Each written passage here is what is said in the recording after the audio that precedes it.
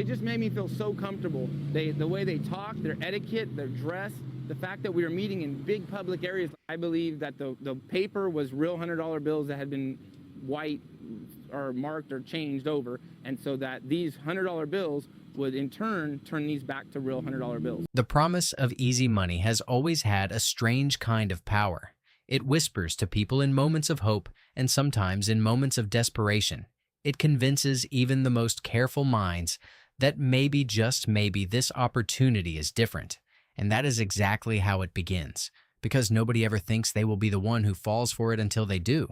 At the center of this story is 32-year-old Dominic Parento, a man who was not reckless, not careless, just human. He had something valuable: his family's restaurant in Central California, a business filled with years of effort, memories, and sacrifice. And, like many people looking to move forward in life, he decided to sell it. So he did what countless others do. He posted an ad online, hoping the right buyer would come along, and someone did. But sometimes, the right opportunity comes disguised as the wrong one. The response came from men who claimed they were from Paris. They sounded professional, polished, confident. They said they had the money ready, everything seemed perfect, except for one strange detail: there was a catch. At first, it did not seem like a big deal, just an unusual explanation, a story that sounded odd but not impossible. They claimed the money, hundreds of thousands of dollars, had been treated with a special dye, disguised as plain paper to move it safely across borders, and now it just needed a chemical process to restore it back into real currency.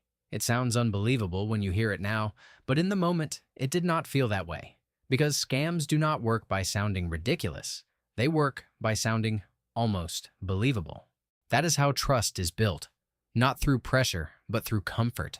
They met in public places. They dressed well. They spoke with confidence. There were no red flags, at least not obvious ones. Everything was carefully designed to feel safe, and slowly it worked. The meetings continued over days, then weeks, and something even more powerful than logic started to take over: familiarity, the kind that lowers your guard without you realizing it. They did not just talk business. They built a relationship. They took him out to dinners, expensive ones, places like Duke's in Malibu, the kind of setting that makes everything feel legitimate. This was not just a transaction anymore. It felt real. It felt secure. It felt right. And then came the moment that sealed it. A demonstration right in front of him. They showed him how the chemical process worked, how the white paper could be turned back into real $100 bills. It looked convincing. Convincing enough to silence doubt. Convincing enough to override instinct. That belief cost him everything. Because here's the truth about scams like this: they do not just trick your eyes. They manipulate your confidence. Once you believe something is real, you stop questioning it. And that is when the final step happens. The ask to unlock the full amount of money. Dominic just needed to pay for the chemical treatment up front. So he paid. And then silence.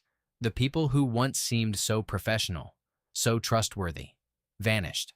No more meetings. No more dinners. No more opportunity.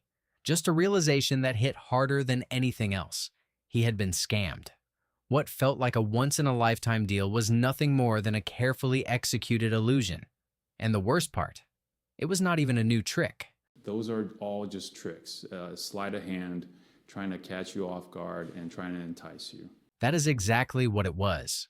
A performance, a distraction, a well-rehearsed act designed to make you believe what you want to believe, according to authorities. This type of scam has been around for years, and yet it still works. Because it does not rely on intelligence, it relies on emotion. If you go on Google and you search money washing, there will be many, many links, blogs, people that have actually been scammed, or videos of people that have done it before to show you that it's a scam. And that should be your number one reason why you should not contact these people. That information was always there, just a search away. But in moments like these, people do not search for reasons to doubt. They search for reasons to believe. And once belief takes over, logic fades into the background. Dominic knows that now. Looking back, the signs are clearer. The story sounds more unbelievable. The mistakes seem obvious, but hindsight has a cruel way of being perfect because it only comes after the damage is done. And now he is left with more than just financial loss. He is left with a warning, a message for anyone who might find themselves in a similar situation. We need to do something.